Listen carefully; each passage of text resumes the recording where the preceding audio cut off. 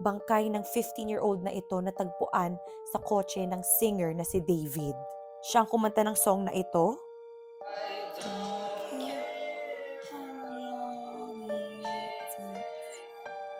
At ng kanta na ito.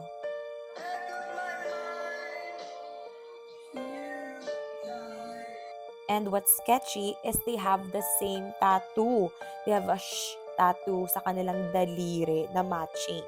Kasi unang na news ito na may bangkay natagpuan sa kanyang kotse. People were like, baka na-frame siya or baka hindi naman siya ang may gawa. Pero the fact na meron silang tattoo, that's a bit alarming.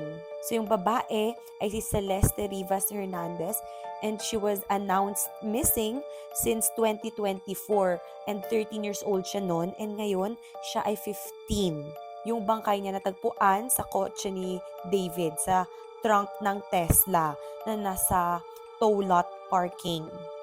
He is currently on tour right now pero na-cancel yung show niya sa Seattle kasi biglang nalabas yung identity ng bangkay.